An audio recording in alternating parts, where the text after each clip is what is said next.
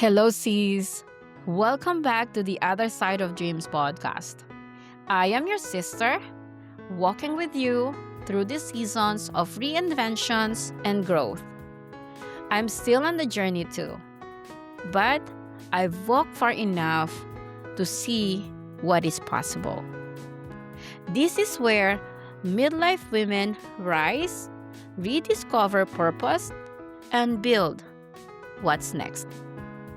And if I can do it, so you can. Quick housekeeping. What I'm sharing here is from my life experiences and what I've learned along the way. This is not a therapy. And if you need help, please seek a professional support when you need it. There's a moment that comes after you've carried something for a long time and you finally think about putting it down. And instead of relief, you feel guilt. Not peace, not freedom, but guilt. And let me take you somewhere for a second and imagine this. The house is finally quiet. No one is calling your name. No messages. No demands. And you're standing there. And for the first time in a long time, there's nothing urgent to do. So you sit just for a moment. At first, it's a still. But then, something shifts and your mind starts scanning. What did I forget? There must be something. So you get up. Your body feels restless in a space that should feel peaceful. And then it comes in quietly. You shouldn't be sitting. Not because anyone said it, but because somewhere along the way you learned that stopping means failing. And maybe no one taught you that directly. But you felt it in the way rest was questioned, and in the way productivity was praised, and in the way being the strong one becomes your role. If that moment feels familiar, this episode is for you. This is the series 3 in the lesson we learned too late. And today, we're talking about why letting go feels wrong. And even when it might be the most honest things you can do. Before we go deeper, I want you to remember something. Think back. When did you first learn that staying was a strength? And who praised you for enduring? And when did pushing through becomes your identity? And more importantly, when did you learn that stopping was not an option? Just notice that. And for many women, worth was never explained. It was demonstrated. You were praised for staying strong, sacrificing everything, and not complaining, and handling more than anyone knew. Think about this. You were young. Something is hard and too heavy for your age, but you carry it anyway. And you don't complain. You adjust and you stay quiet. And someone notices you're so strong and you can handle things so well.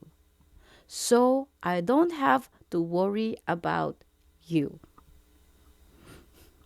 In that moment, you don't just feel proud, you feel chosen, needed, seen, and valuable.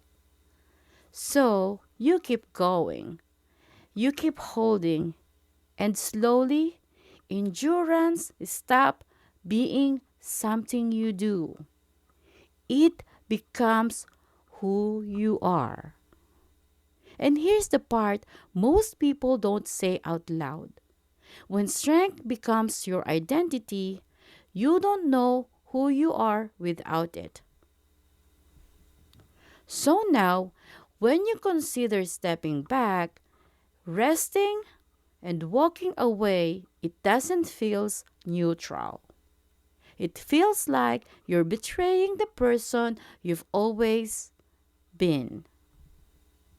But here's what we need to understand. Your nervous system learned that survival meant endurance, and doing meant safety, and holding meant stability, and sacrifice meant belonging. That made sense then. And you adapt to survive. But something that once protected you, it can become something that traps you. And the hardest part, it feels right even when it's hurting you. This isn't a weakness, it's conditioning. So let's slow this down and you finally decide to rest. You sit on the couch or you lie down in your bed in the middle of the day and your body doesn't melt. It tightens. Your legs feels like they need to move. Your mind start listing things, small things and unimportant things. But you feel urgent. So you reach your phone and you get up and you adjust something that didn't need adjusting. Not because you were busy, but because stillness feels unfamiliar and almost unsafe. Like something is about to go wrong if you don't stay in motion. And if you're honest, rest doesn't feel like a relief. It feels like you're getting behind and like you're falling short and like you're missing something. And that discomfort isn't proof that you are failing. It's a proof that your body hasn't adjusted yet. And your system is asking, why are we stopping? Is it safe to stop? And right now, it doesn't trust the answer. Now, ask yourself something deeper. Are you staying because it's right? Or because leaving would threaten who you believe you are? And are you continuing because it's aligned? Or because stopping would make you question your identity? That's an identity questions, not a moral one. Let me bring you into another moment. You're sitting with a decision. Maybe it's a relationship or a responsibility or a role that you've been carried for years. You already know it's too much, but the thought comes in. If I let this go, what were all those years for? And suddenly, it's not about the situation anymore. It's about your past.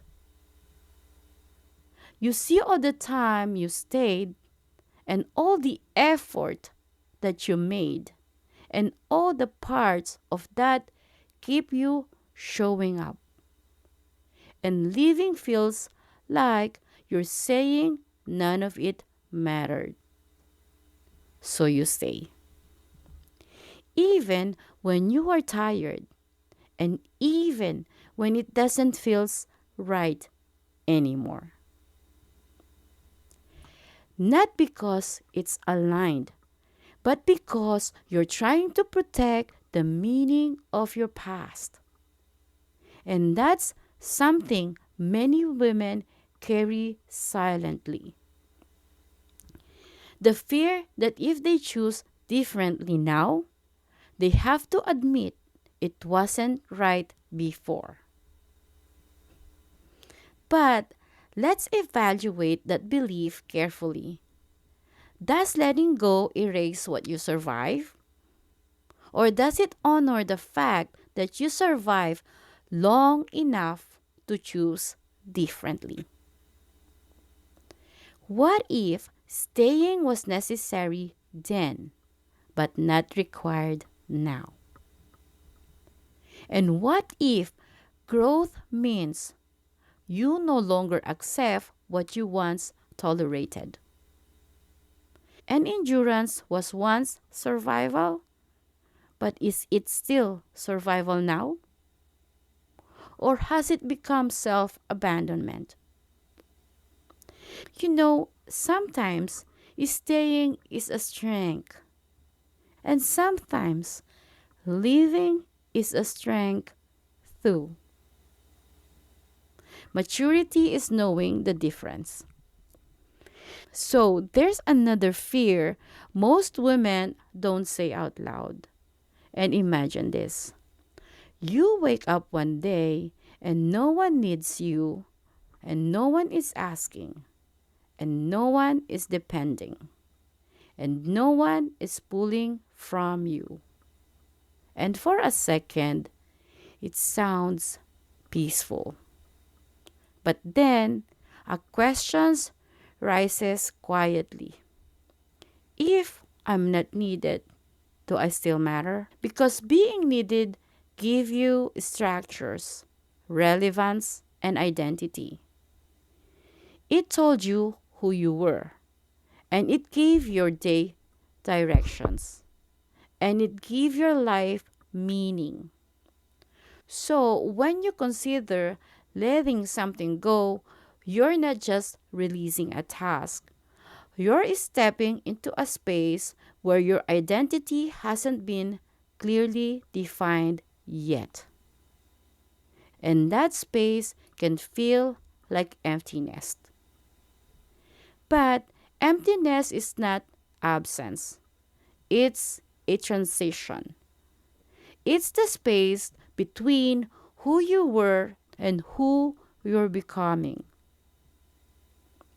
But usefulness and worth were never the same thing. They just felt intertwined. Letting go is not distraction, it is a space. And a space is uncomfortable at first.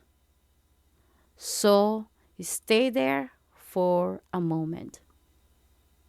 Don't rush to fill it in. Just imagine.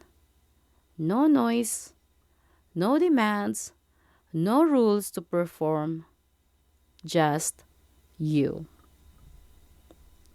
At first, it feels unfamiliar and unclear, like you don't know what to do with yourself, and that can feel unsettling.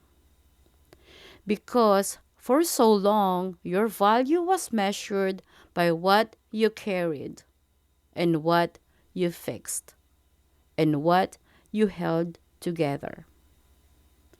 But if you don't run, if you just stay, something begins to soften. Your breath slows and your body settles just a little. And for the first time, you're not reacting and you are not performing. You're just here. And in that space, a different version of you begins to emerge. Not the one who survives, and not the one who carries everything, but the one who exists without needing to earn her place. And maybe that version of you has been waiting for a very long time. This has been a series 3 in a lesson we learned too late. And if this felt confronting, be gentle with yourself. And you are not weak for reconsidering. You are evolving. Thank you for spending this time with me on the other side of dreams. If something from today's episode stayed with you, let it. You don't need all the answers right now. As we continue, we'll keep exploring healing, identity, and the possibilities that open when women begins to choose themselves. If these episodes resonate, follow the show so you don't want this journey alone. Until next time, take good care of yourself and you matters.